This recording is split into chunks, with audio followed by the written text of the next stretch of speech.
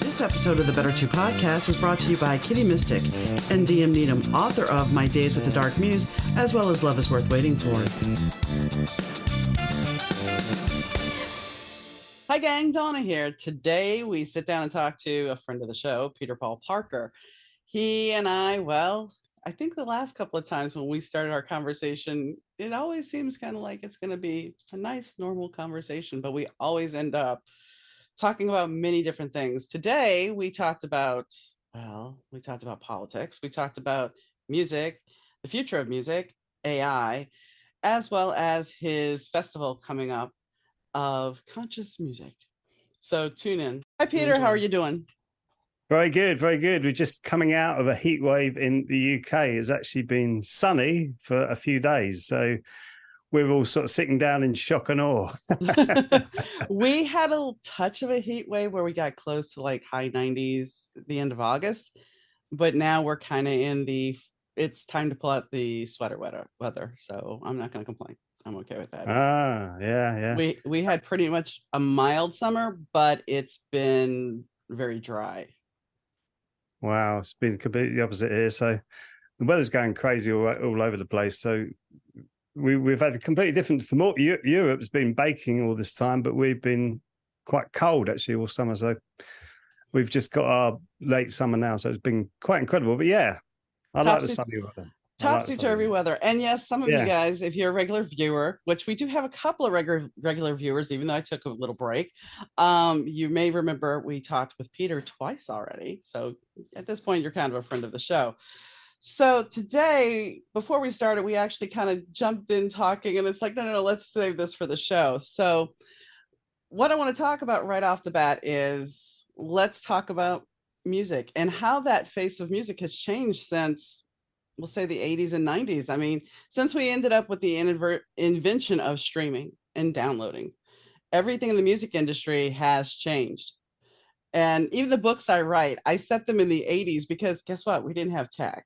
So, and I deal with the music industry and everything. So as you're growing through the saga of this book, you're going to start dealing with those issues. And that's why I did it, because it's like the younger generation doesn't understand. And it's like, oh, I got an LP, and I laugh about this because I have records still from back in the 80s. And now those same records that have been re-released are $25. And I remember when they were like $7. So wow.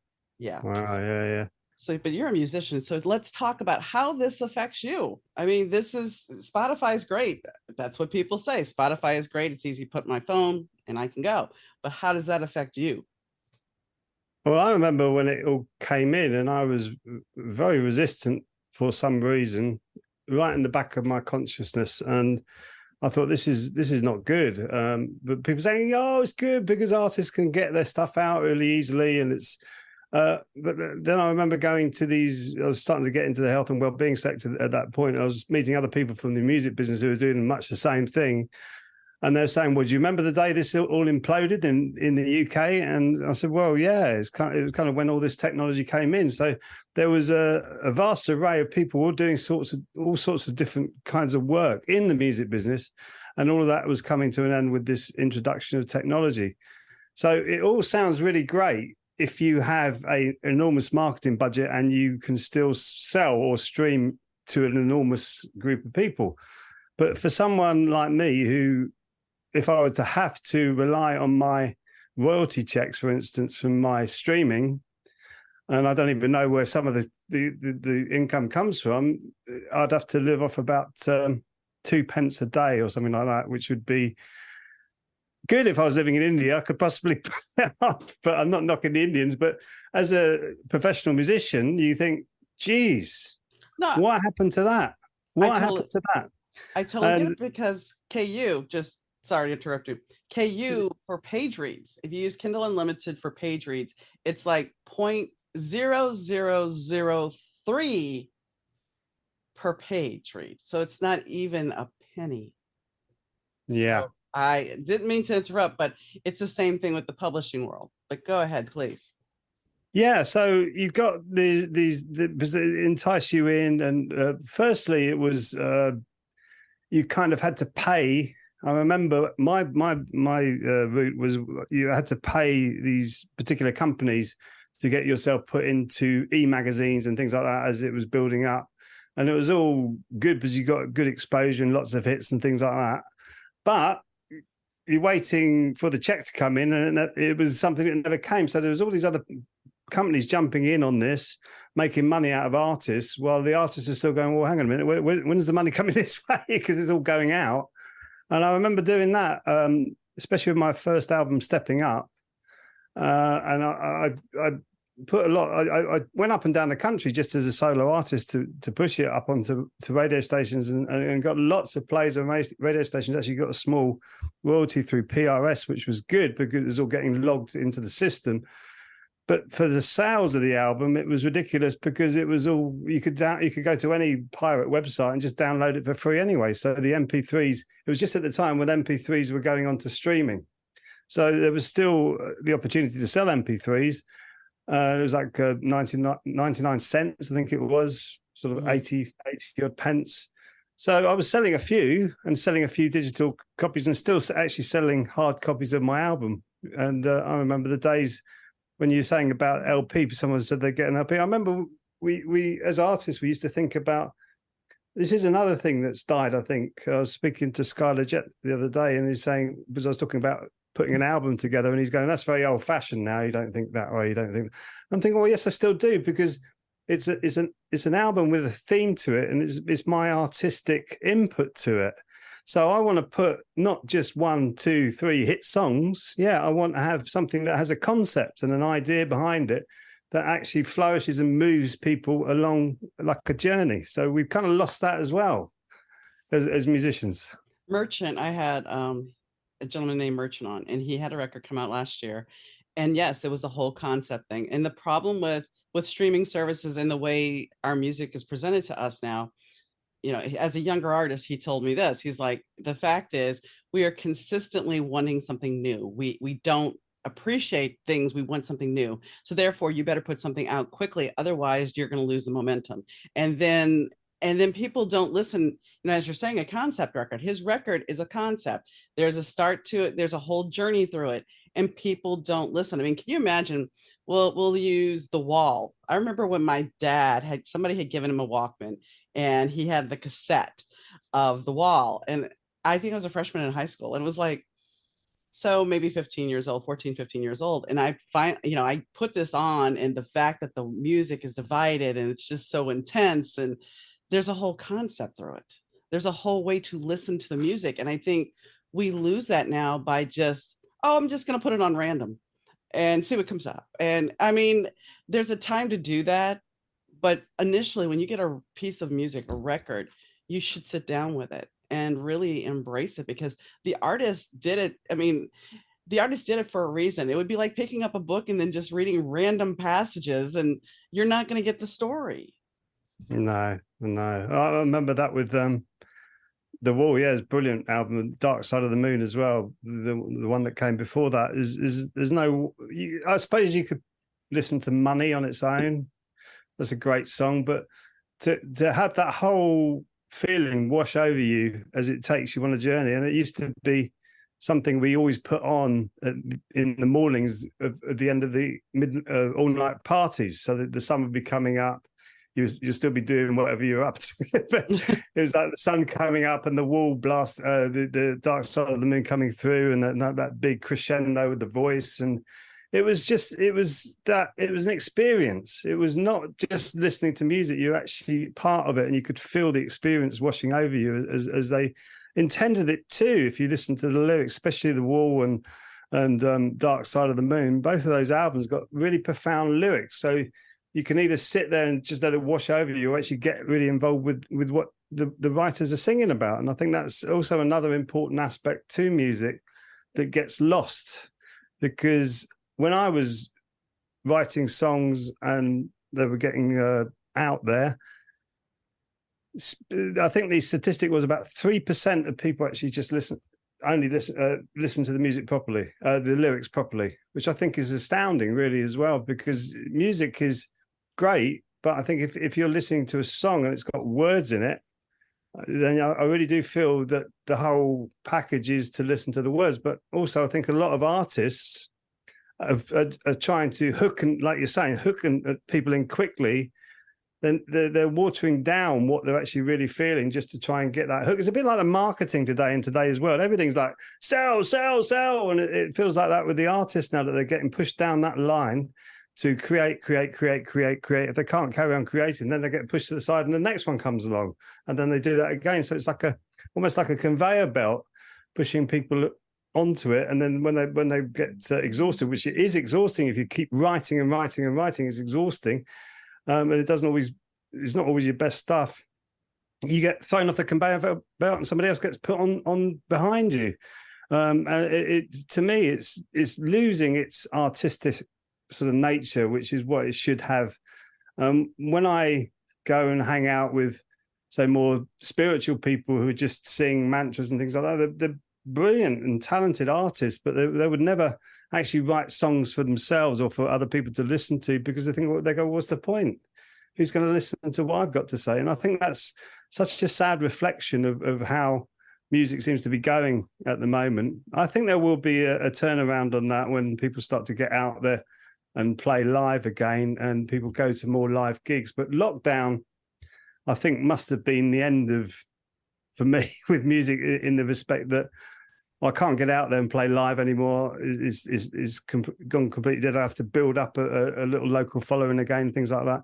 So what I did was I set up conscious music for the people, which is to get conscious artists who the record labels will not go near because they're writing about more maybe esoteric or spiritual type stuff, or actually feelings about how they feel. So, well, no, this world is really, it's peeing me off at the moment, and this is what I feel about it. And it seems like I've spoken to a lot of artists who are really talented people, but not getting anywhere with the music because they want to be like in the more conscious music or conscious, conscious music, which is, I feel, also being ignored. And Skylar Jett, who used to be in the Commodores, he was talking about social conscious music, and he's been trying to get that label out for many years, and he's pretty well known in the business, obviously, after being in the Commodores, and he still can't get that label, social conscious music, out there. Well, I read something interesting yesterday about Miley Cyrus Bangers tour, that nobody wanted to support her.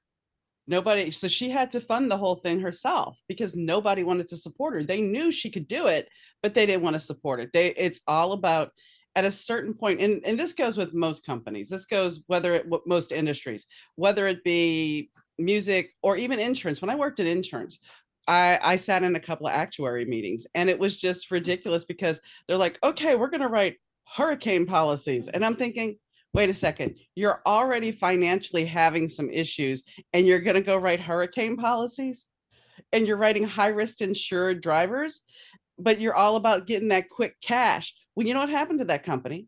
That company's defunct. It went defunct like 3 years later. And that's the thing with the music industry. It's such a machine. Most entertainment industries. That's why we have the writer strike. That's why we have the actor strike, because they want to sit there and they want to use, we were talking about this too, use AI to basically take their features, their whole persona, and just stick it in a movie wherever they want. And they don't have to pay the actor. And that's scary. That's very scary, because at what point, I mean, let's be honest. I grew up in the 80s. Terminator really stands out a lot. War games. I mean, we want to have a computer run all this. When does a computer become, and I know some people are like, oh boy, she's taking a leap, but when does a computer become sentient? When does a computer just say, you guys are just fools, I got this?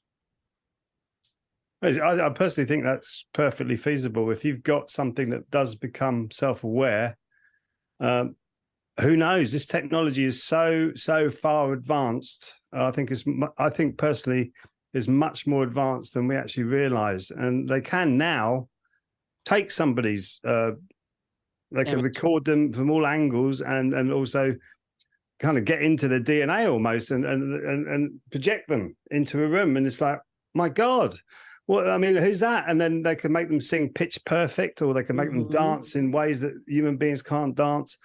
And to me, when does it get to the point we're going, I'm just looking at a machine. We're watching a program actually at the moment called Black Mirror.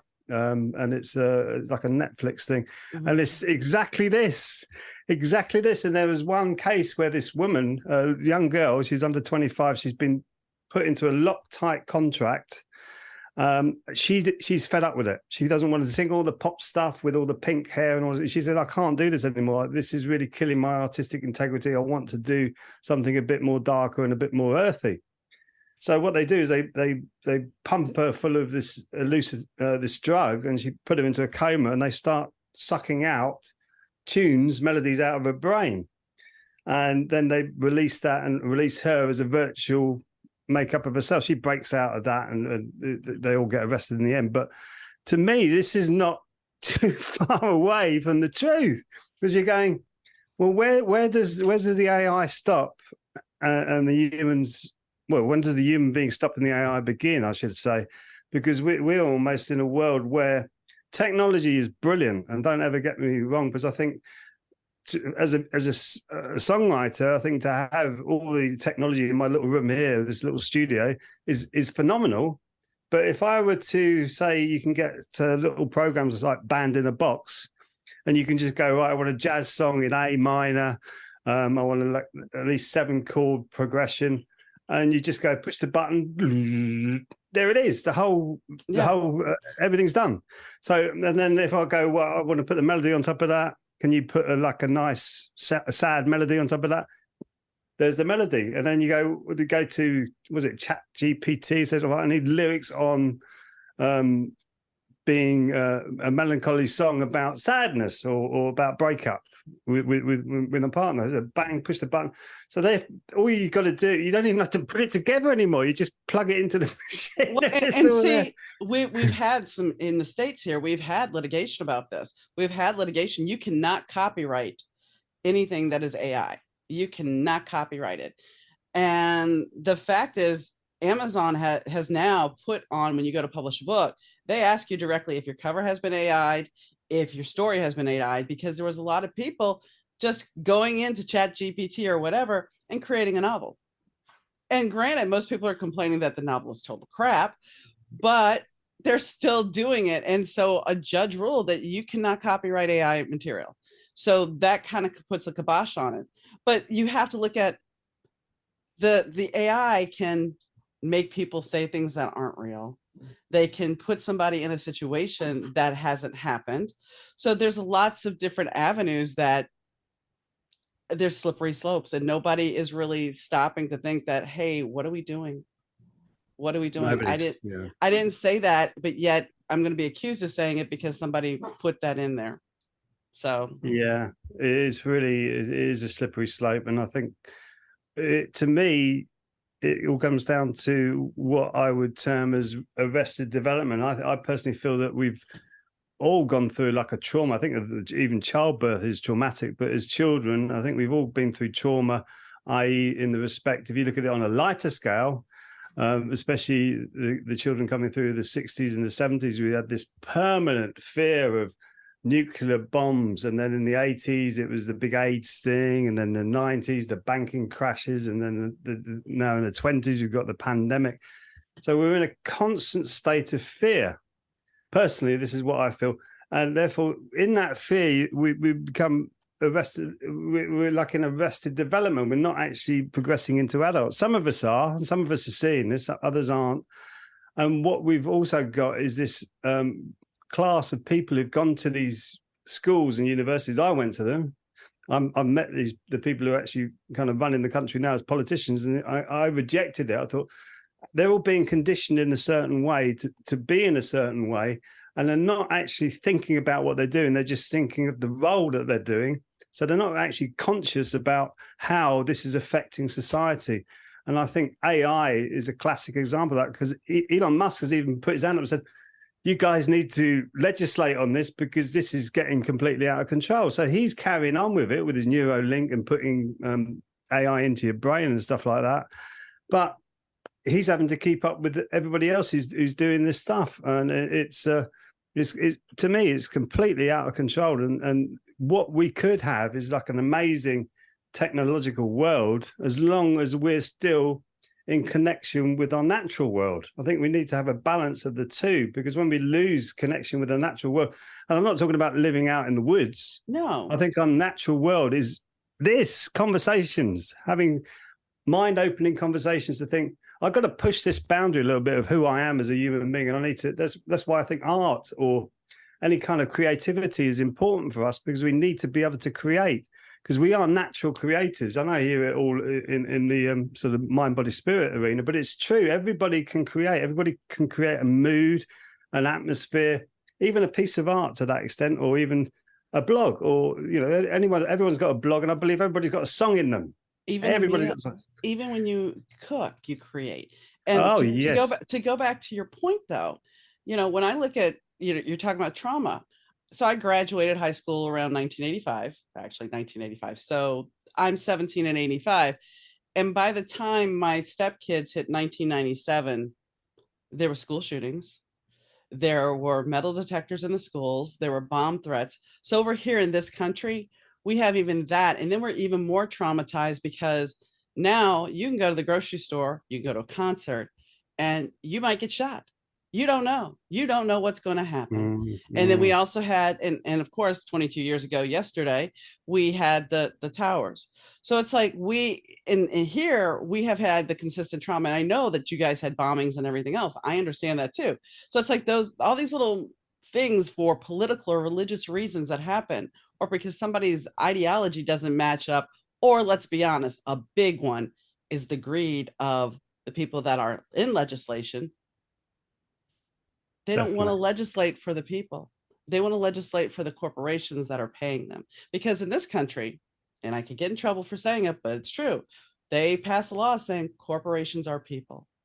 How are they? Yes, people? They did. Yes, they did. Yes. How are they people? Just tell me how they're people, because they're not a living, breathing entity. They can't die. They're groups of people inside, but they are not people. But yet, because somebody paid enough graft, here we go. This law gets passed. Yes, but that is kind of that what you're saying now is right. The beginnings of this faceless entity that's kind of coming in, that's losing community, losing human interaction, and losing all of us. I think that faceless thing was the beginnings of it was in the court, wasn't it? A court order where corporations were given the rights of human beings. We've just had a bill come through, which sounds completely conspiratorial, but it's what's happening is they want the UK to go net zero. So I'm really not sure about carbon dioxide myself, as I never saw it as a danger. But they're saying we've got to get it to net zero. So what they're proposing in this bill, and you can look it up, is that if you don't go along with the smart grid agenda, they can come into your house and actually put smart meters physically into your house. They can put smart appliances all around your house. And then if you don't do what you're told with your energy, they can arrest you and put you in prison for a year, or fine you £15,000. £15,000. Wow. So this is coming. This is a law that's coming in for this net zero, and you can't make this stuff up. I'm going, what's happening? I didn't think I was going to talk about this, but you can't make stuff. You think, and I wrote to my politician and said, who is coming up with this? And it's obviously coming from, like you say, people are looking after the big corporations while the people are suffering. And it is coming to a climax now, where I think more people are actually getting fed up with this and saying, well, what is really going on? Well, go ahead. But there's like a blurred line there that you can't really see, because I do a lot of coaching as well now with people who are in corporations. I actually do that. And how they set up these corporations, they call it the matrix, i.e.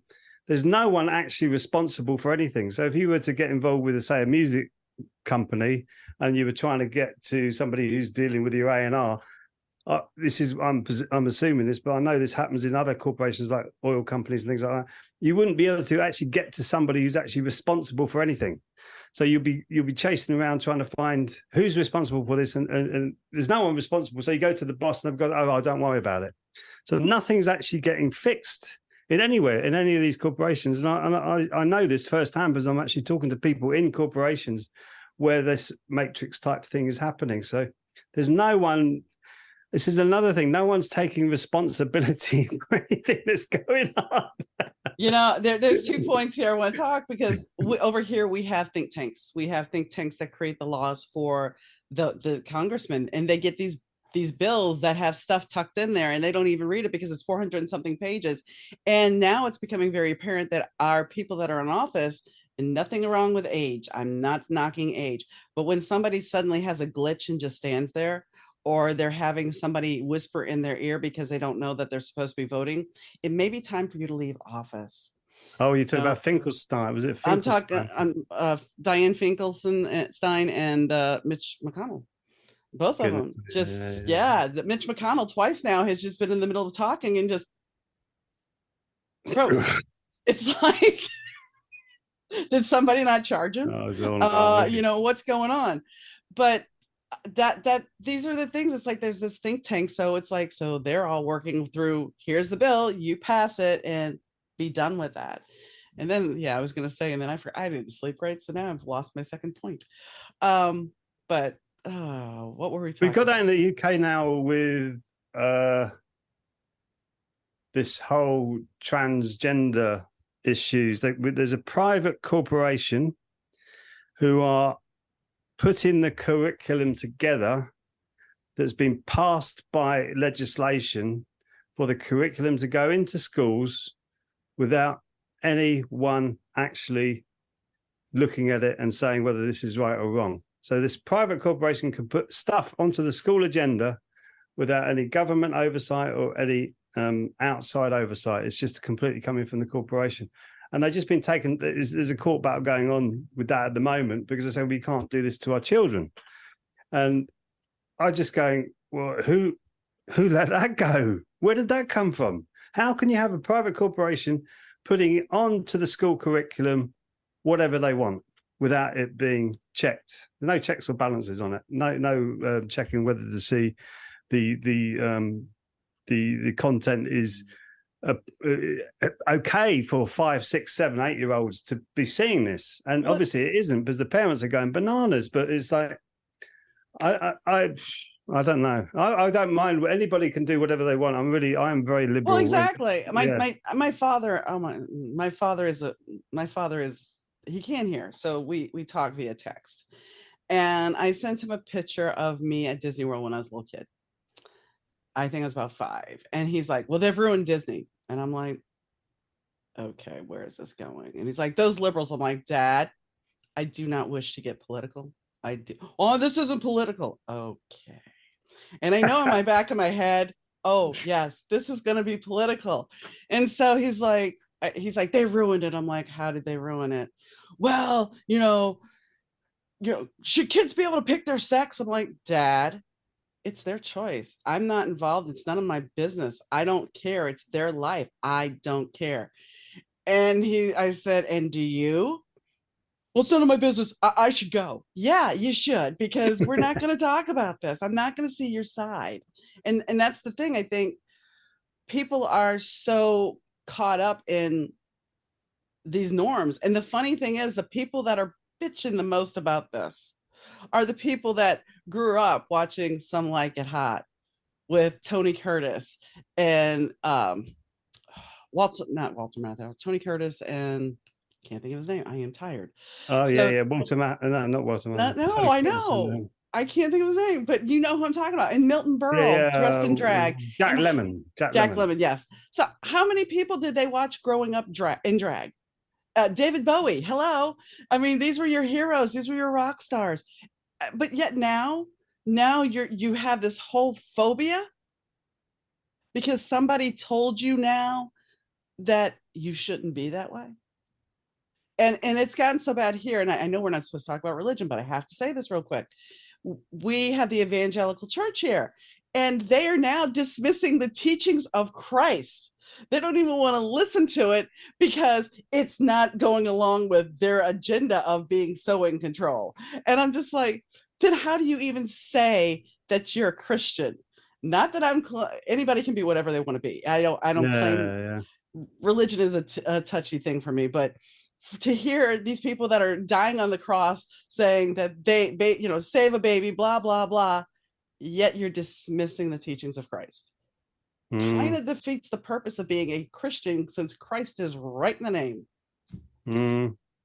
But it's why I love on the spiritual side of it, the Native American Indians view on anybody who's born who has different inclinations to anybody else. I think they revered that, and they thought they're special. So we need to say, okay, we accept them. They're special. Let's look into it, and let's treat them and pull them in. Yeah. Make sure they're part of the community, because it's different. And different is okay. And this is, again, the whole conditioning. I think the arrested development, we're acting like children. We're acting like children. And it's to me, it's crazy, absolutely crazy. There doesn't be any discussion about anything anymore. It's like, this is it. This is how it is. And that's it. Full stop. Yeah. If you say something, people are they're going to immediately get their back up. And I remembered what I wanted to say, and when I think back in high school and learning about the Holocaust, and I think, how in the world could we have ever gotten there? How could we have gotten there? But the truth of the matter is, we're getting there again, because the intolerance of people based on their sexual preference or their skin color is still there. And why are we? Why are we that way?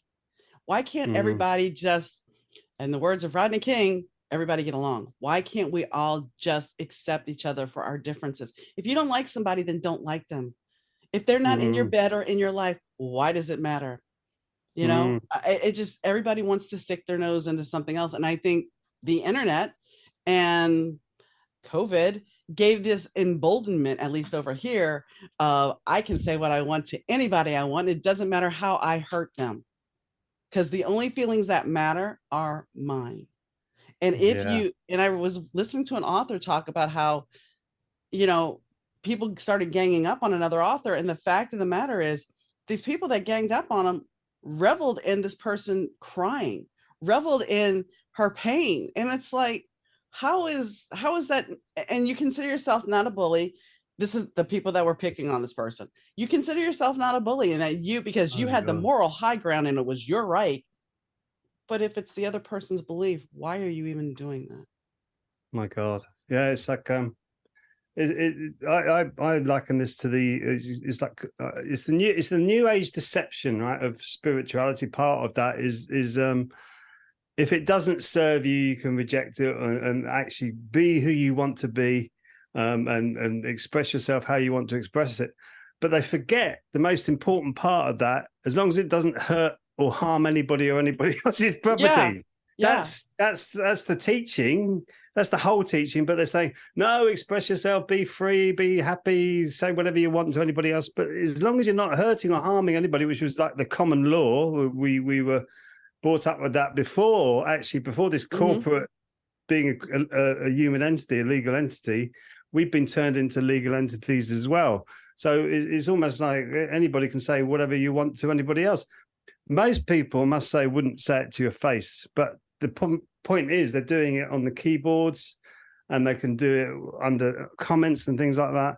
And it's to me, it's a really scary view of humanity, of how people's minds have been so twisted by all of this stuff that's been happening, that they can't actually feel like I'm talking to you now. I know I could use words to make you feel really good. I could use words to make you feel really bad. I know I have that power inside of you. So do you. To me, the same thing. What they've lost is the concept of, actually, there's another human being at the end of that. What are you doing? That's exactly. And I've watched people on TikTok say, well, I don't believe in karma, and I don't believe in the rule of three. So I'm just going to put out whatever I put out, and that's it. And it's like, if you don't believe in consequences, basically, because karma can be called consequences, then you're not doing it with humanity's. You're not doing it with the feeling of humanity. You're not doing it with thinking that, like you said, that there's actually a person on the other side. I was doing a live podcast with somebody, and I had somebody come after me, accuse me of using a filter because I have a ring light, and they went off of me, and they actually got on my Facebook and sent me a message saying I was using a filter. And here's the funny thing about that, though. You know what their profile picture was? It wasn't them. It was just some kind of little emblem. So you're coming Mm. after me to make yourself feel better for what? For what? Because It's somebody just, said I looked good? it's a Because that was strange thing that. it's just why do we give people, firstly, why do they need that power? What do they need to fill in their life to give them that power? And I'm not trying to judge, I'm trying to figure this out, because maybe if we could figure out why people are doing this, why they're trying to be harmful, and maybe it has something to do with reality TV, because reality TV shows women fighting all the time. They show people being cruel to each other because that is drama and it's ratings, but it, all that does is bleed into society. And I Mm. remember Full House when my stepkids were little, and the youngest one started mimicking. She started making smart remarks and everything. I'm like, okay, that's it. She goes, what? I said, we're not watching this anymore. She goes, why not? I said, because you're picking up bad habits, Mm. because this isn't how you should be talking. This is fun for Mm. TV, but not in reality. I remember when I was our big soap over here was called EastEnders in England, which is like the East End of London. And I remember everybody was into it. Everybody watched EastEnders, and if you were at work, you'd come in on Monday morning and you'd talk about, did you see the Sunday episode and all this kind of stuff? And you're thinking, and I thought, okay, I'll start watching. I watched it for about a month, religiously, really every episode. And it suddenly clicked in my mind. This is conditioning me on how I should live my life, because I'm starting to change the choices that I would make. Do I want to do that, or do I want to do this? Do I choose like being stuck in that, or do I choose freedom, for instance? And I went, wow, this is not me. This has never been me. I've always been choosing freedom. I've always tried to say, oh no, I don't want to do that. Okay, the consequences might be bad. Who cares? I'll work it out. I choose this, and I realized that the whole thing was conditioning me, and it was very subtle, but it was very, very obvious to me.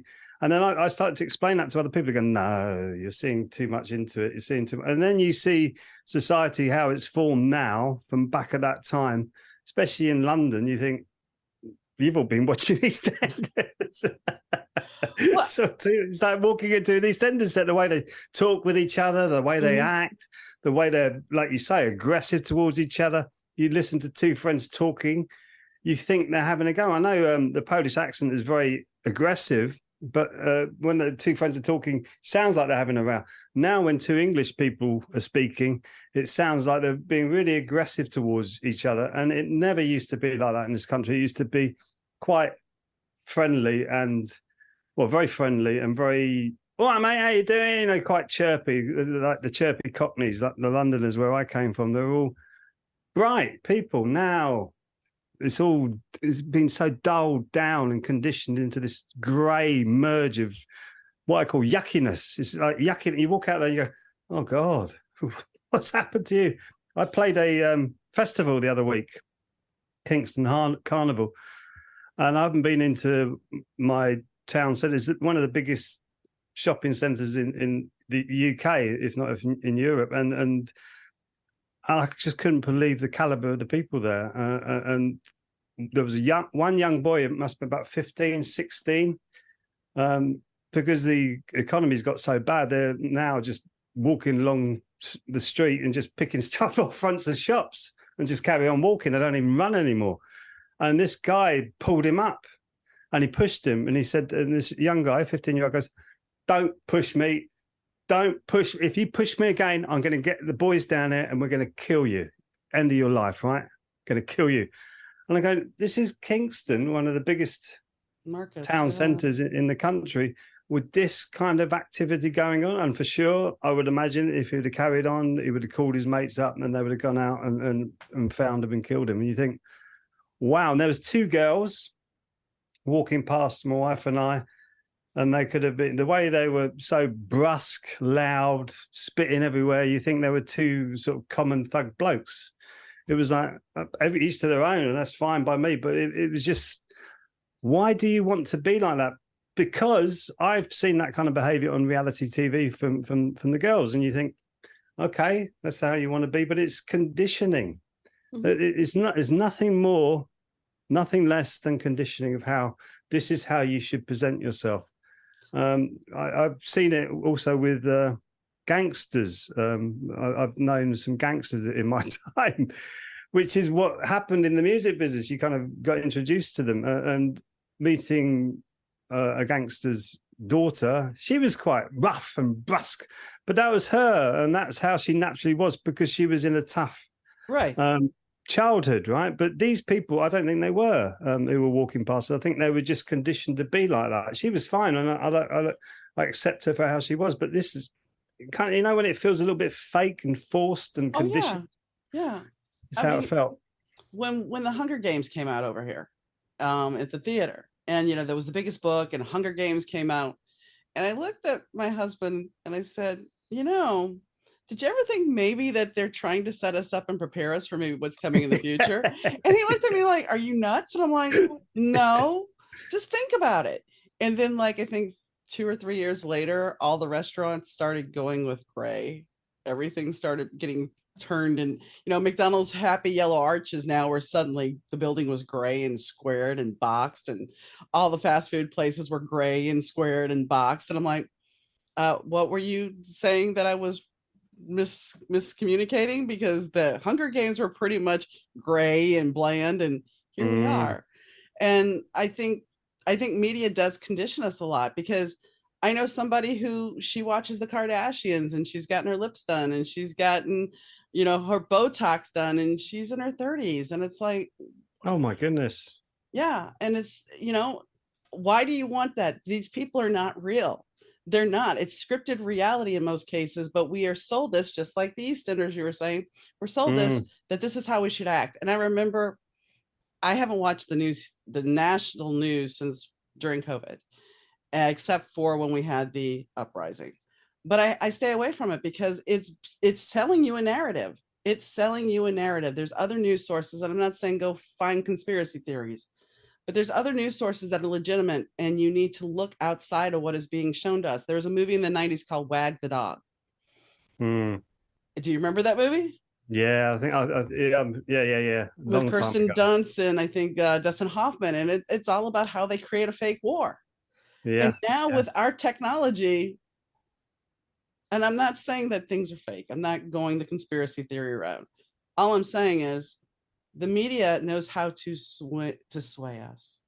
And yes, I'm in media now with doing this, but it's not the same. I'm not trying to sit there and sway somebody's opinion.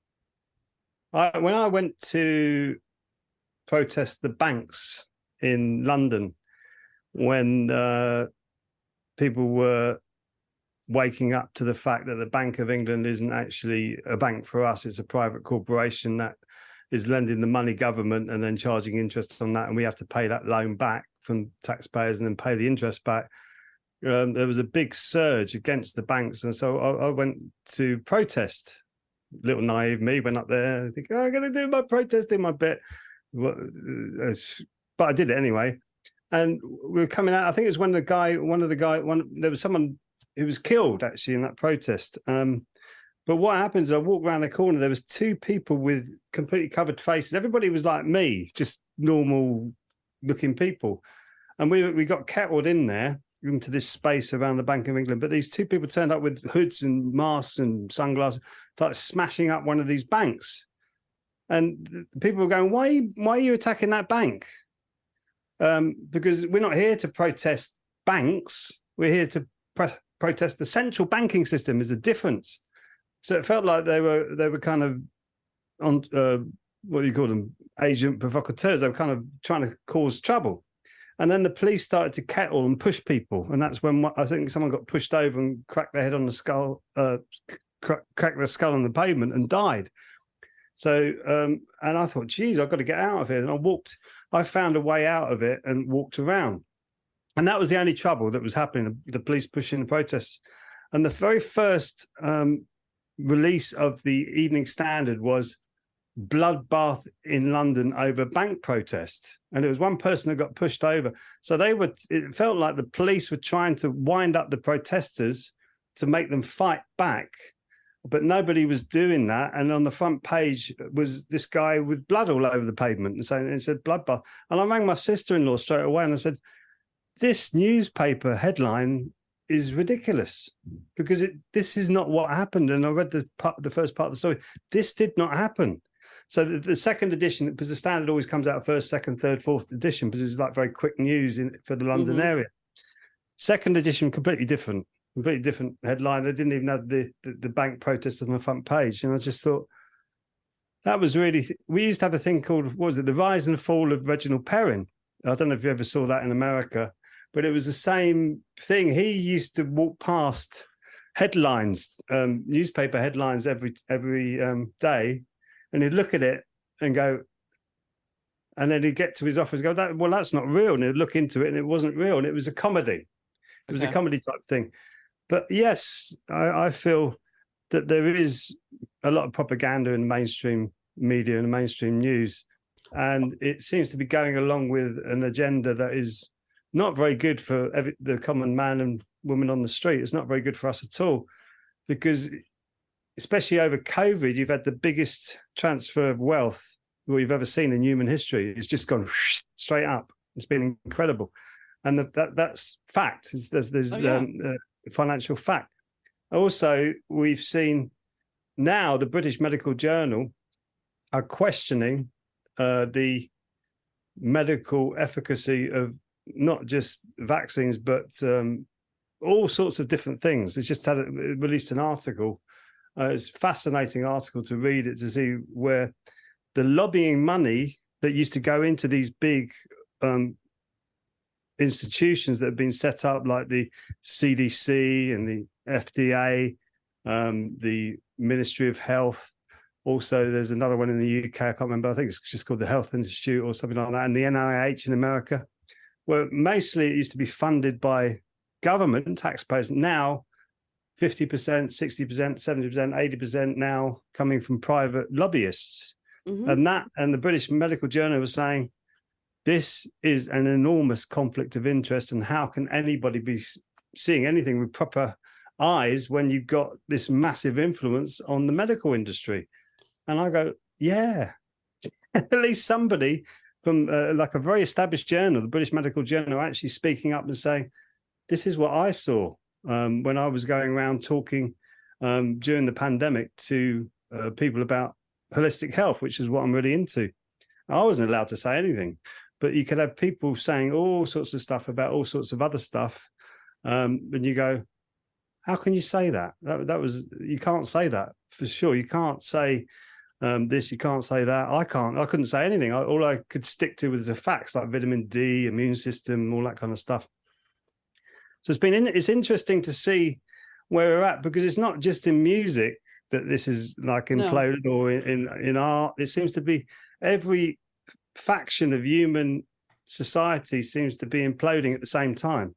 It's a very weird time, but I think really if you start to connect more with yourself, you'll be okay, and you focus on what you're doing rather than trying to fix the bigger picture. I think when we start to communicate with each other a little bit more, so to make each other feel better about each other as human beings, I think that will spread. I think that's how we get over this, because at the moment it is an absolute mess. Well, I mean, this is true. And the thing is, going back to your take about COVID, as far as the economy and everything, what happened is we're still playing. And I listened to an economist talk the other day, and he is actually somebody who has dealt with the banking system for a long, long time. And he's like, it's not capitalism anymore. It's greedism. And what is happening is they're blaming the Ukraine war. They're blaming COVID for shortages and everything, so they can raise prices and make more profits. They're not thinking about eventually nobody's going to have money to buy your stuff. Yes. We're not thinking that. We're just thinking of all the money we're going to get. But I think, and you being new age, you understand this. If you look at astrology, astrology, things repeat, and we are right around the same time we were back then. So, and here in this country, we have the whole student loan thing. And fortunately, I'm not in that mess. Mine's taken care of. But my generation was the last part of that generation where you had decent college education that was reasonably priced. Then all of a sudden we figured out we can make money and indebt these people, and so let's jack the prices, let's raise the thing. And just like the housing market over here, they started bundling and selling it. Yeah. And so people now, they can't afford to buy a house, and then you have corporations coming in buying houses here, so you can't afford to buy a house. So I Mm. mean, it's just our economy is very much based on greed at this point. I mean, Gordon Gekko from Wall Street, greed is good. Mm, we're living that now. And I know Oliver Stone said he did not do that movie as a template for how you should be doing things, but played out that way. It has played out that way in a lot of ways. He's picking up very well, actually. Oliver Stone at the moment, he's doing some good, and his son is doing some good work as well. But yeah, it was the Inside Job. Have you seen that? Narrated by Matt Damon. Yeah, I believe I did. When you Yeah. see how, and they're still doing it in Greece, they're absolutely pillaging that country to bits. Well, they said Spain's going to be headed the same way, and that this Yeah. is eventually going to go across the world. Yeah, but what they did was they collected all these junk bonds of Freddie Mac and all that kind of Freddie and whatever it was, all that junk debt. They packaged it all up. Moody's was involved with it and everything. This is all fact because there's no laws against it. Wonder why. Packaged it all up, and then they take it over to Europe and say, "We've got this amazing deal for you, AAA credit ratings," and they open it up and it's all junk. So they're having to give their islands away to these managing directors of these banking companies. It breaks my heart because Greece and their whole philosophy and the whole country and all the people are beautiful. When we went over there in the 70s, 80s, 90s, you didn't have to book a hotel. You just turned up and someone would take you into their house. They're so open and beautiful people. Now they're actually putting signs up saying, this beach is dangerous, don't come here. And then underneath they're saying to the locals, yeah, you can come in, but try and keep the tourists out, because they don't want people coming in there anymore, because they've turned 180 degrees to say, welcome to our country now, to say, get out because we've had enough of you.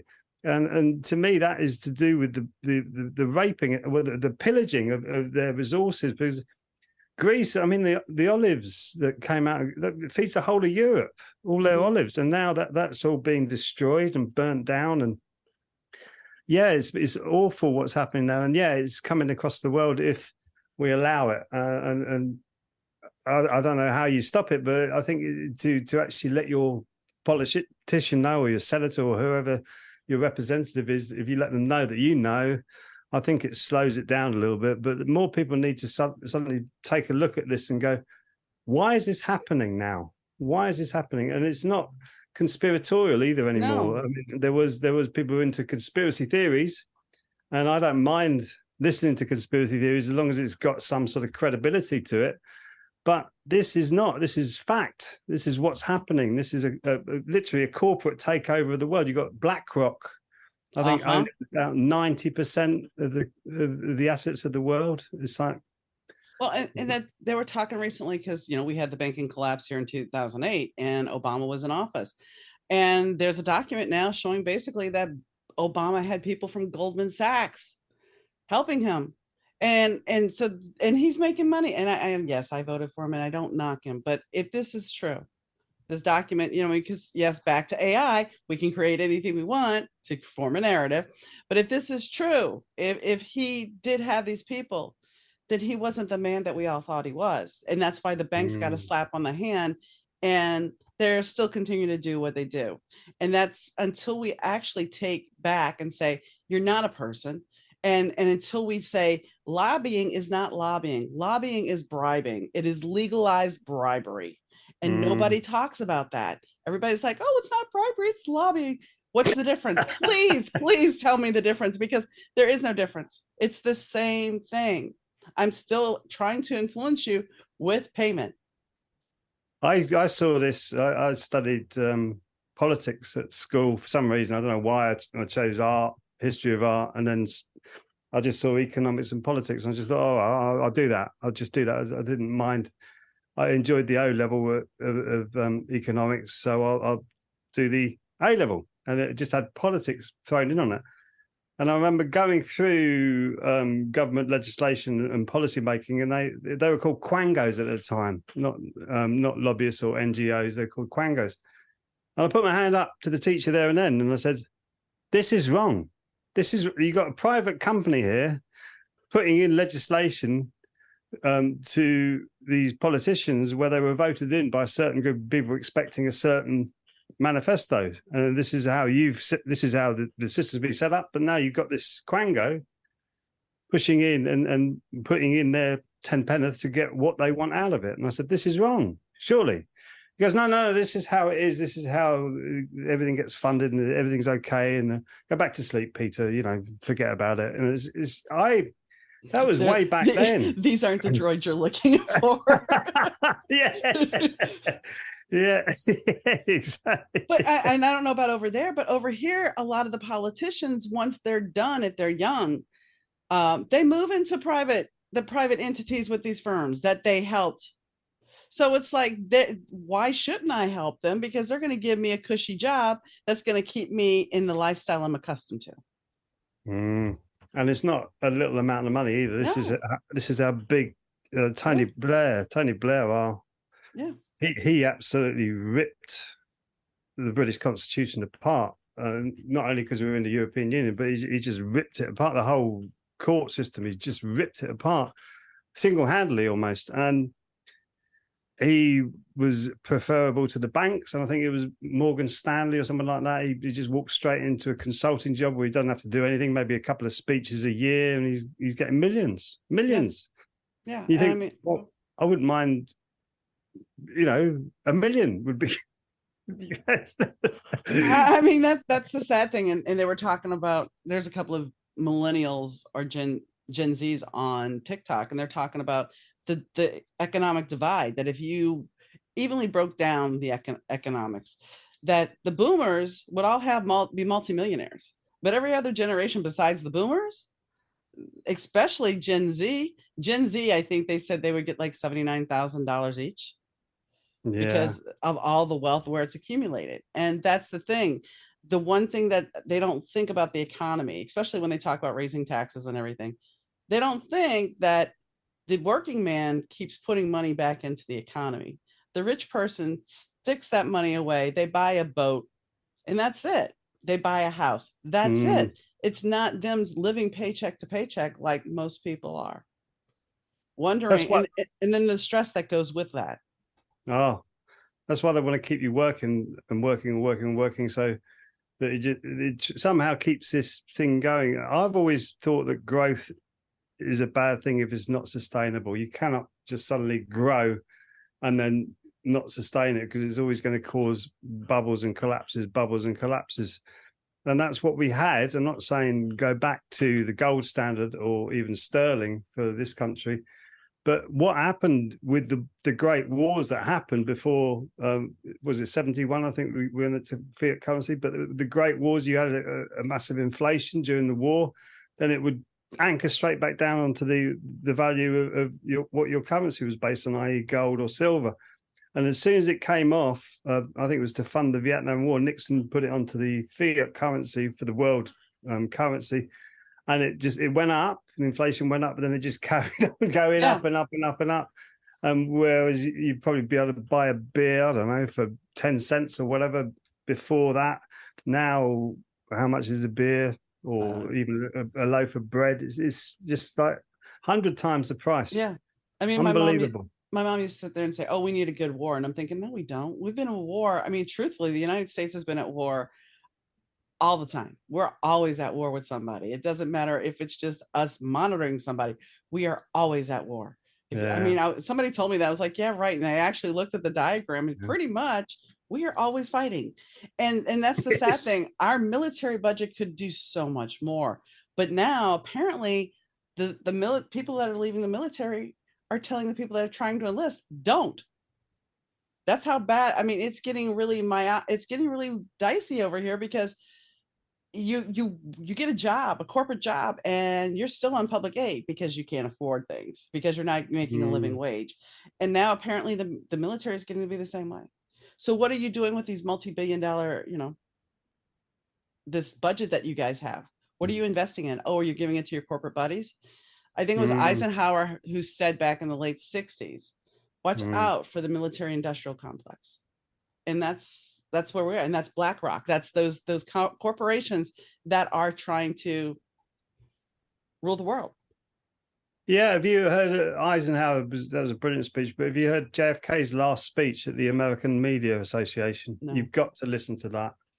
You've got to listen to that. It was about 3 weeks before he was shot, and he says there is something in the background that is really nefarious and is not good for humanity. And I want to bring a politics back for the people. He literally lays it out, and you go, wow. But I'm pretty sure it's still be on YouTube. So just look up JFK's last speech, the AMA, the American Media Association, and it's jaw dropping. It's interesting. Just as jaw dropping as Eisenhower's speech was. You go, did he really say that? Well, here's the and it's interesting that you brought JFK up because yes, there's the big conspiracy theory, but apparently one of the Secret Service people said that there was an extra bullet that he found on the car. This just came out like 2 days ago. Amazing. And that they actually put it on the gurney and then it was lost forever. Yeah. So, but I mean, this is an older gentleman now. Is he telling the truth? We don't know. Is this just some conspiracy? We don't know. We'll never know. No. We'll never know because there's things, like he said, there's things working behind the scenes that we're not aware of. But anyway. Oh, definitely. Yeah, definitely. And it's a very strange world that we're living in at the moment. I personally think it's an energy rather than people conspiring behind the scenes. And I think that energy is going to be lifting soon. I think we've got another 2 years of a little bit trickiness. So hold on tight. You mean okay? We're actually going to see Oz? Yes. Follow the yellow brick road. Exactly. So I know we danced around a lot of topics here. But you also wanted to talk about your conscious music event, and that's going to be in March of next year. So tell us a little bit about that.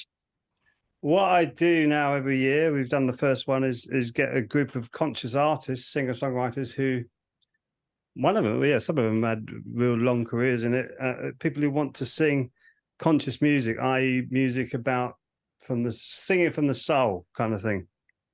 So we're running this online concert. It's all free, so you don't have to pay anything for it. And we're always looking for either artists to play or people to attend. So we had a fair amount of people attending last year, or this year, I should say.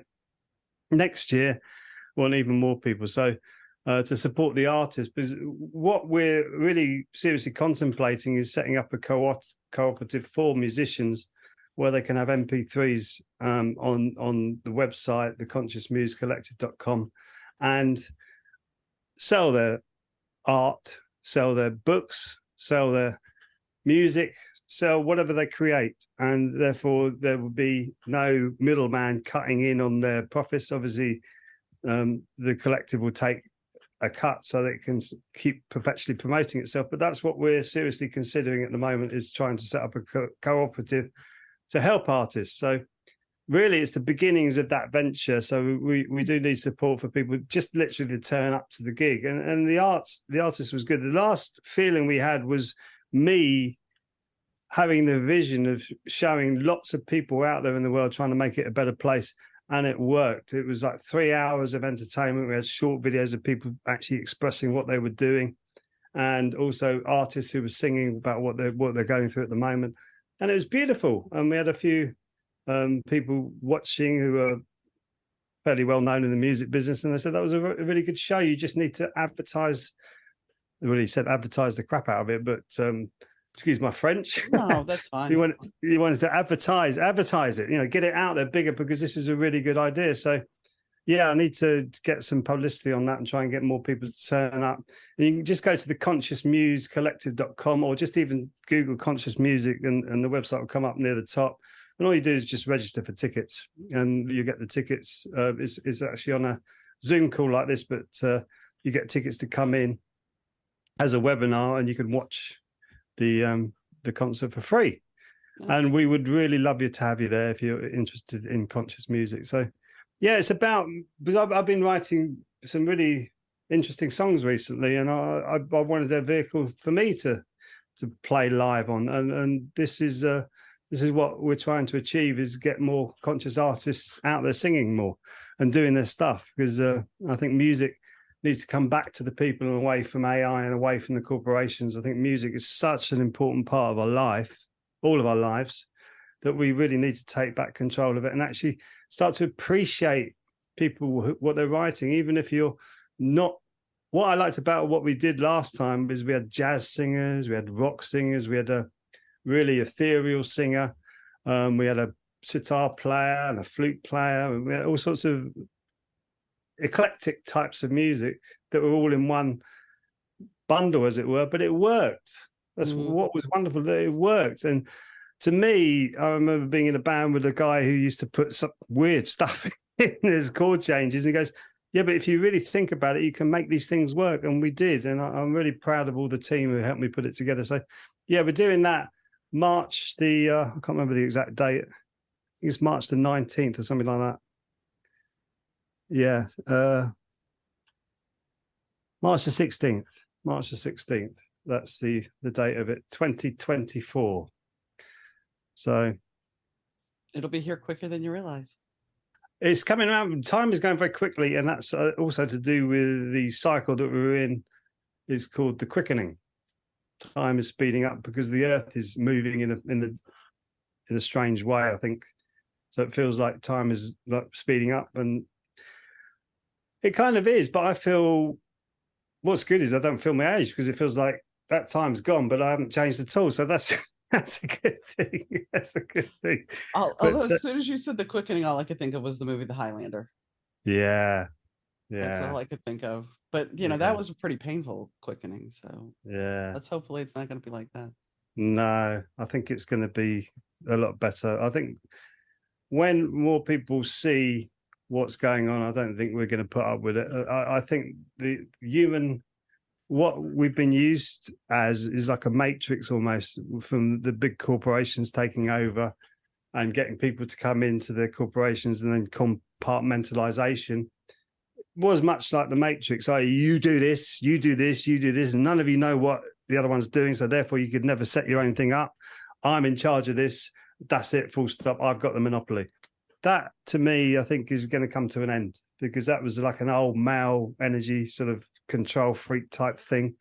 I think we're moving more into like a feminine energy, which is more loving and nurturing at its base. And I think when you get the balance of the two, which is you'll have something half decent as a human society. I think America was formed on that, and America was formed for you to be free. And I really do feel sorry for my brothers and sisters living in America at the moment, because I'm just seeing the destruction of an idea that was amazing. So taken from the Magna Carta and then improved upon, is one of the only civilizations that's done that wasn't taken over by a dictatorship and then turned into something worse. It was actually breaking away from a dictatorship, turning into something better. Right. And you think, why is that being destroyed now? Because it is. Yeah.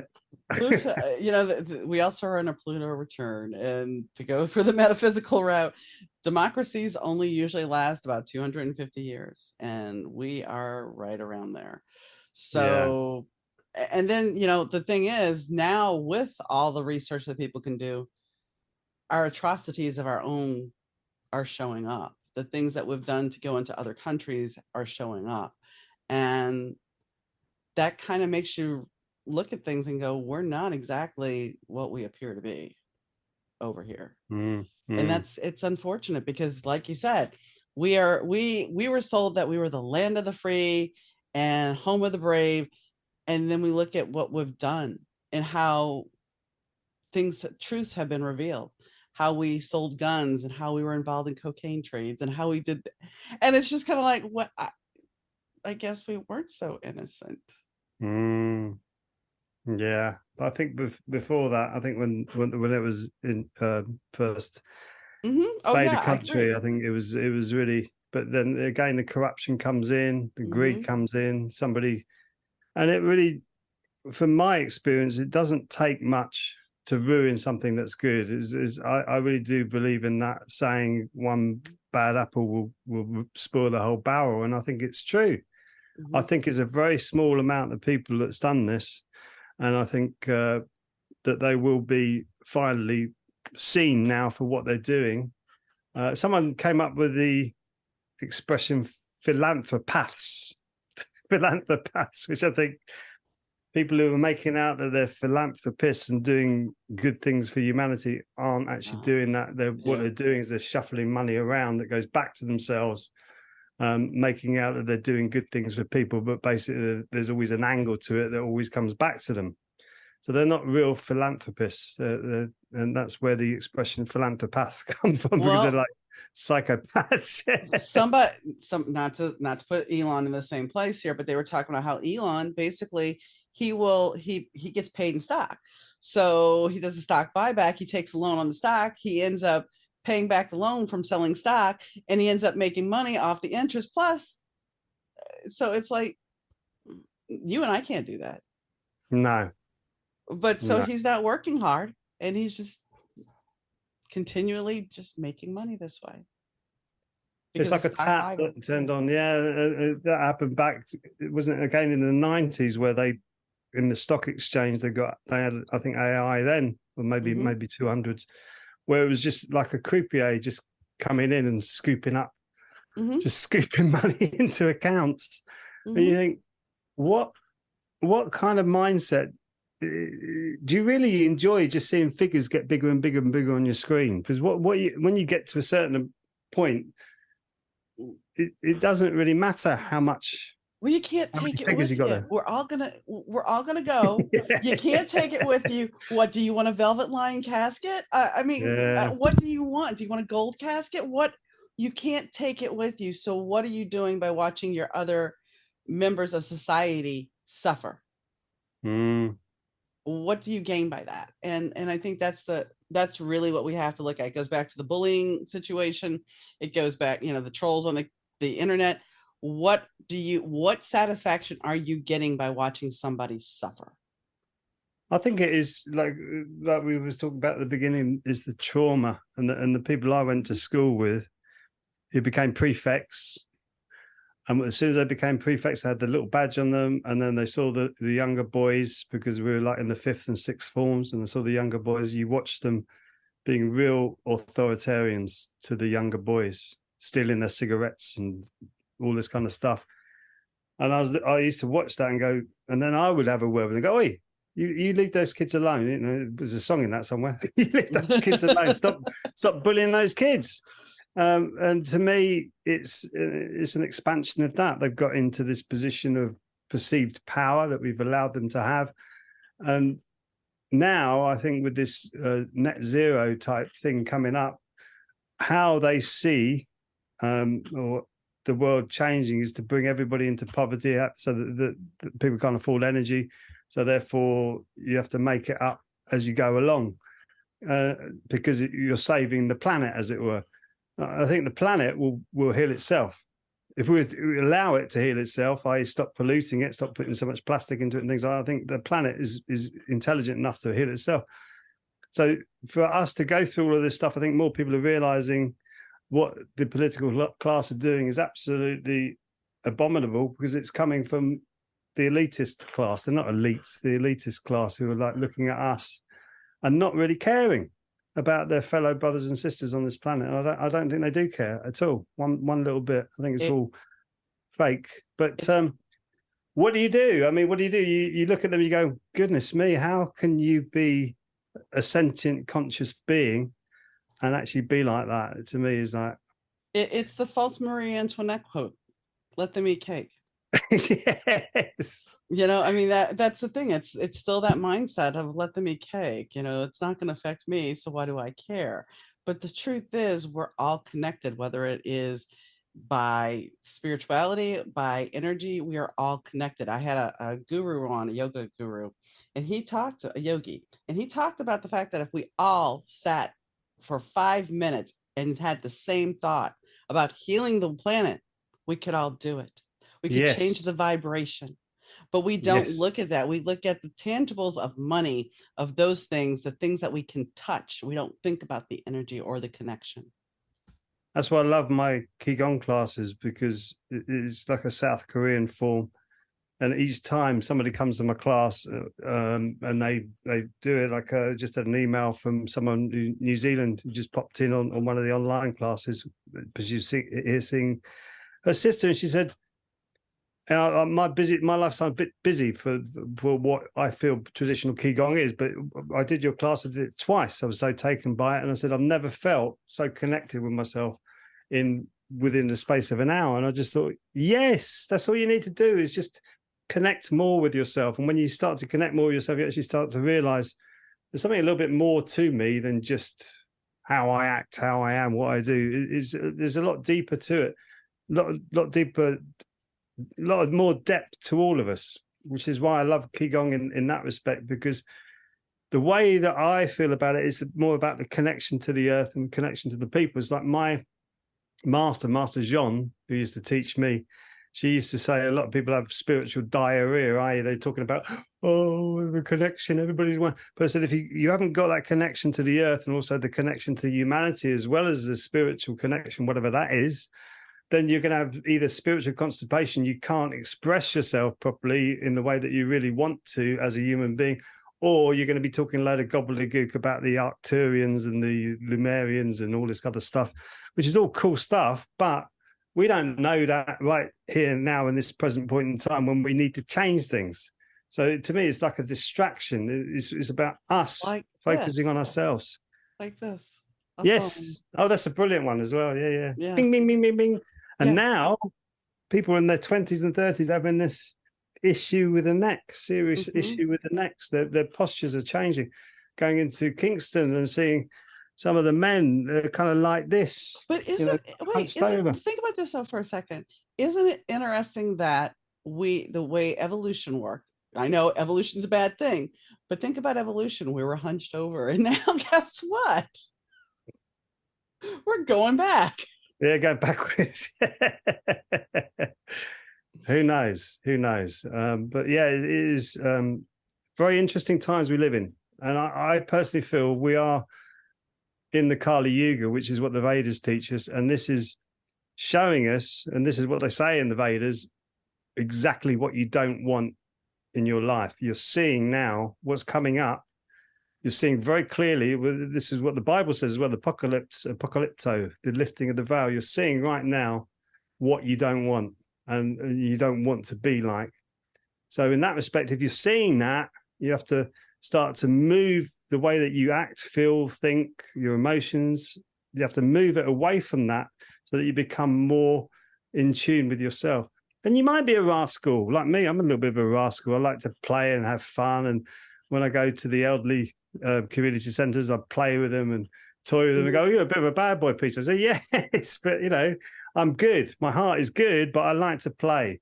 It's not because there's too much of this too serious in like the spiritual or new age era. Sometimes I think we need to be who we are and accept who we are, whatever form that takes, as long as you don't hurt or harm anybody else.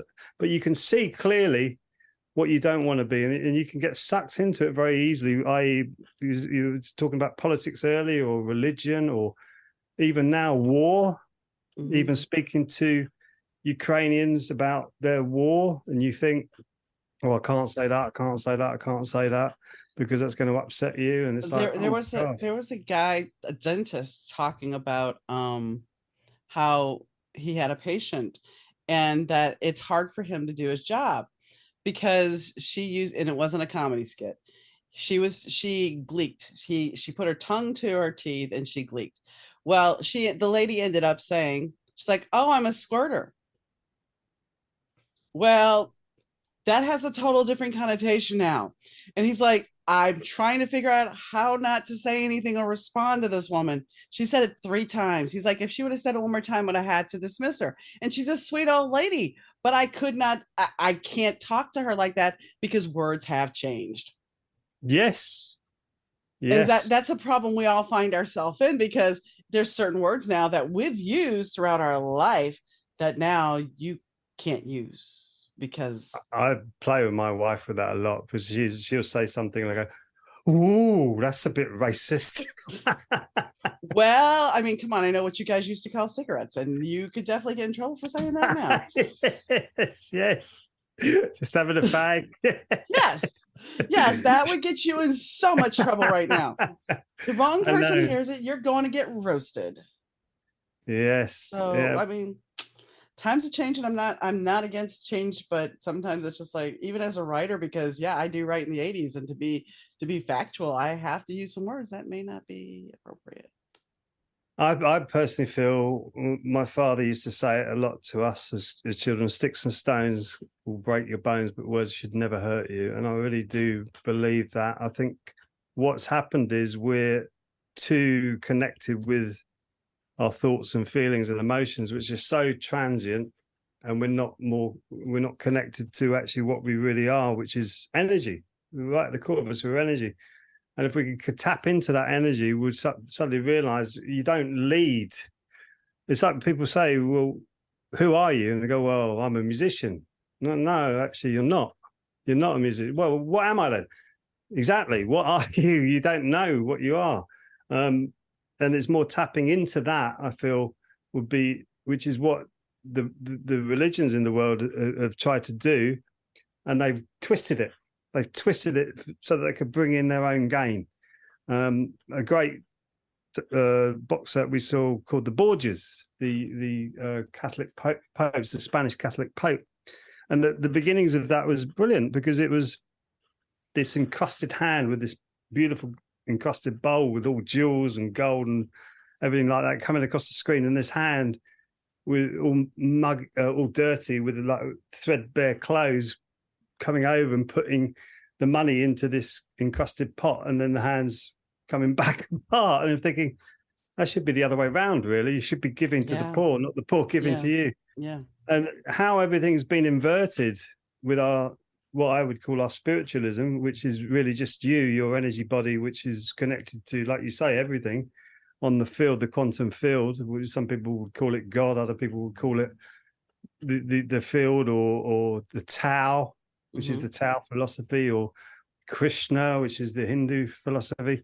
Whatever it is, doesn't matter what you call it. We are all connected on that Right. field, and I think that's important for us to start to realize that what you're doing, you're seeing maybe a mirror of yourself in somebody else. And sometimes when you really do something really does great with you from somebody else coming into your life, sometimes that could be something inside of you that you don't actually like about yourself and you need to change. So when you start to see life from that perspective in a little bit deeper way, you suddenly realize there's a lot more to this experience than actually meets the eye.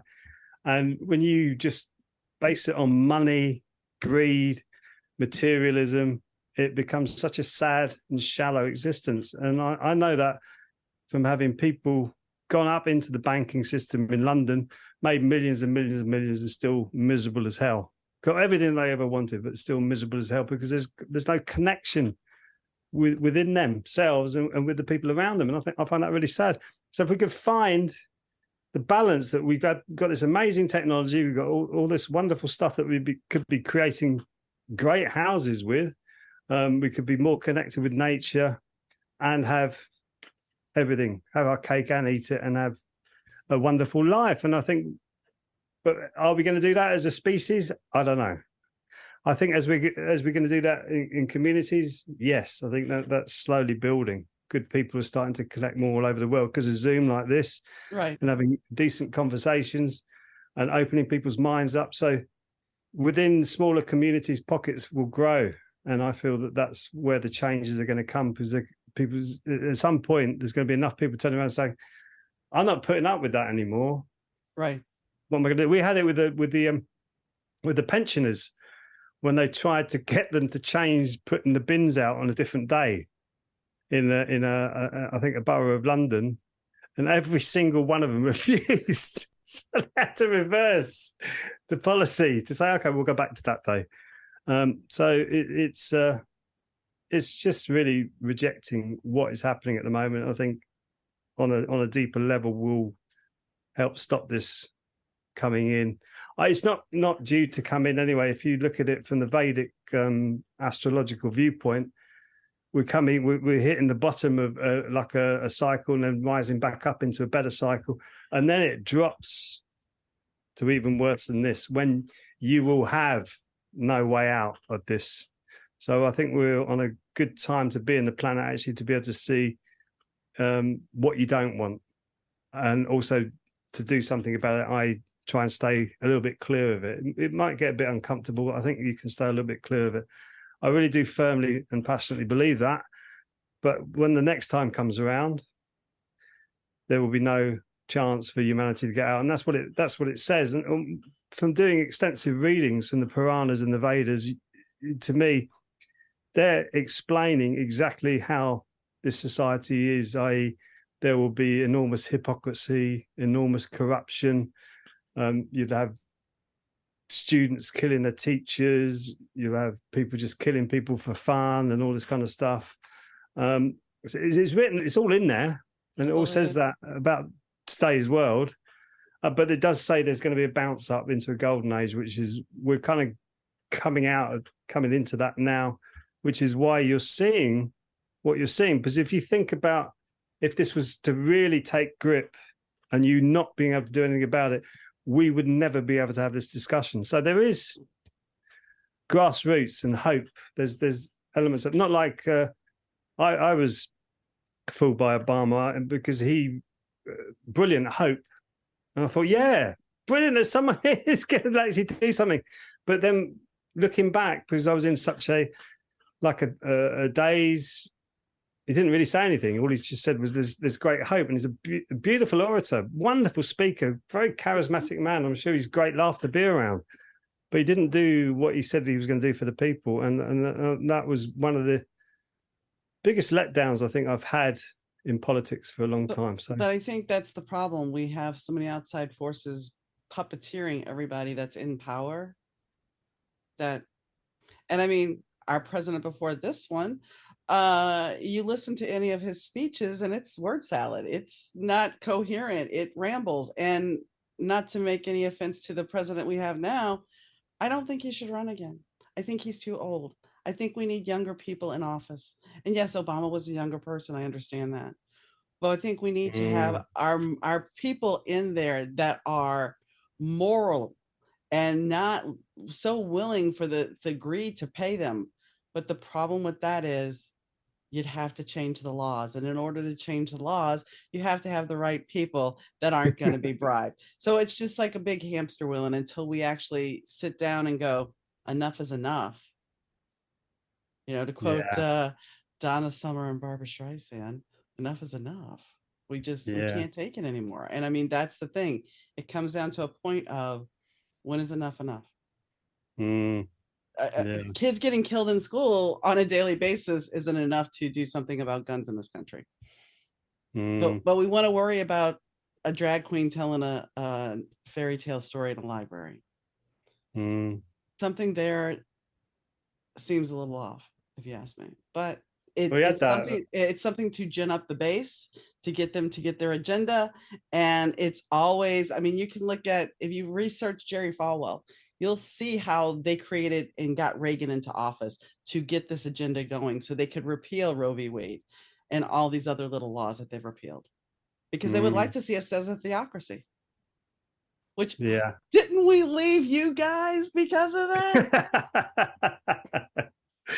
Yeah, well, I went out as well. So I tried to go down that route of becoming a free man of the land. You can do it, but I tell you, the hoops and everything you got to jump through to do it, and you're like a pariah anyway. So it's very difficult to become a free man of the land in this country, but it's still open. You can still attempt to do it. But yeah, it is. Donald Trump was amazing because he says nothing, and yet everybody's cheering him. It's like, wow. Well, Jim Jones, Jim Jones had a bunch of people drink Kool-Aid, and did he really say a lot? Yeah, it's like a quite incredible society that we do live in today. I think it's we just had that recently actually on one of our news programs. It's a one that's growing in popularity actually, but it's called like the Conspiracy Theorist National News Service. But they had a doctor came on and he was talking about the official numbers of children going missing in the world, and he was like really upset because he writes a lot about the medical industry. He does vlogs on the medical industry. He talks a lot about that, and he's finding corruption there everywhere, which is what I'm talking about. The BMJ article was where I got that from, and he was talking about this, and the woman, because he said about slavery, the woman wasn't shocked at so much the figures. He said, but she shouldn't be using that word slavery. And I just nearly screamed at the screen. It doesn't matter about the word, is what's actually happening is wrong. These children are disappearing into sex slavery or whatever, exploited for their labor or whatever. There's children being born into this world that are actually literally walking into hell. And that should stop. Yeah. Full stop. Doesn't matter about the words, what word you use, blah, blah, blah, doesn't matter. And to me, that was like a big instance of like, come on, let's not worry about whether the word slavery is going to offend somebody or whether the word racist is going to offend somebody or whatever. It doesn't matter. It's what is actually happening is the most important thing to address. And that's what he said. He was almost in tears when he said it. I said, I don't want to sit here and argue about the word slavery. I just want this to stop, because this has shocked me to actually do any research into this. And he's a brilliant researcher, and see how many people in America, Europe, UK, all across the world, he had different figures, and it was like shocking, the tens of millions of children that go missing literally every year. So it's something that needs to be looked at. It really is. Like everything else we've been talking about. Yes, we came on to talk about music, and we did talk about music, and we talked about a lot of different things, which usually is what happens when you and I sit down and talk. So yeah, it's been a fun time, and I will put the link up for your music festival. And I thank you very much. Yeah, I'll send you out through the details with that and the Conscious Muse Collective. Yeah, we want to get that going. Going to start building up momentum towards the show very soon, actually, because, like you say, time's slipping away. So any support that your listeners could give us would be deeply appreciated, because it's something we're starting off as brand new. And as you know, if you haven't got massive budgets to put behind things, very difficult to get traction. So any help from anybody would be gratefully accepted, because we need to spread the love, right? We need to spread the love.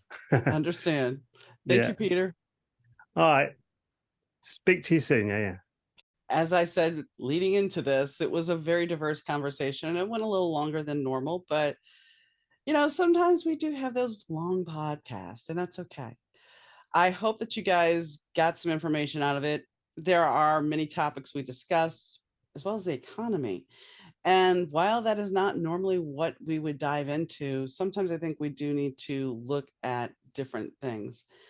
The podcast this season, as I talked about in my opening season episode, was that we were going to talk about music. And yes, we did talk about the music industry. And ultimately, when you think about it, the economy, politics, because after all, we had the ruling on AI here in this country, they all play together. Everything is connected. And that was something that we talked about too, that energy and everything is connected.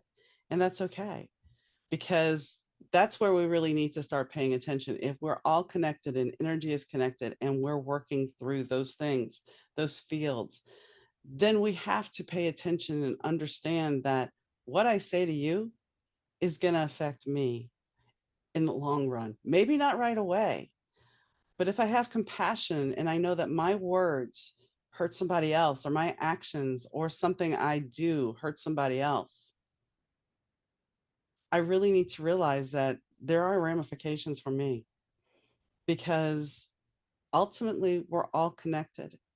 And unless you turn off your feelings and your emotions in the connection with somebody, you're always going to know. So I'm not saying don't stand in your power. I'm not saying I'm not telling you to be a people pleaser. All I'm saying is think about what your words are, what you're saying, what do they mean?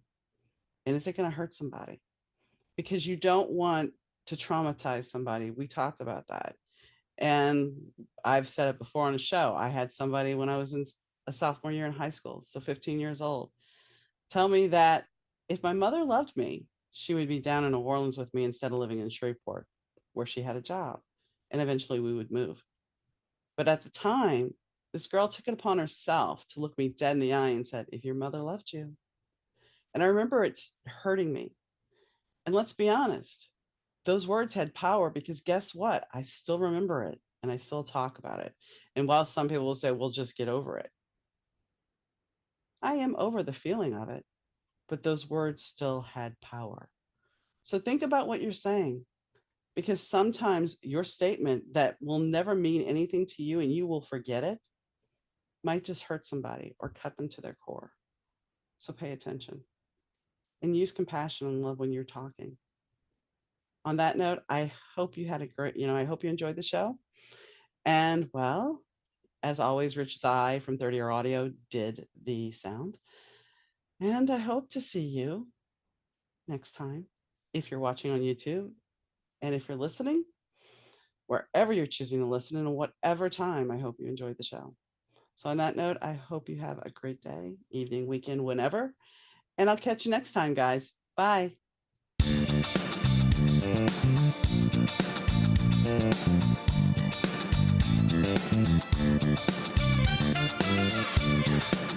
The Better 2 podcast is mixed, edited, and produced by Rich Zai of 30 Year Audio Productions.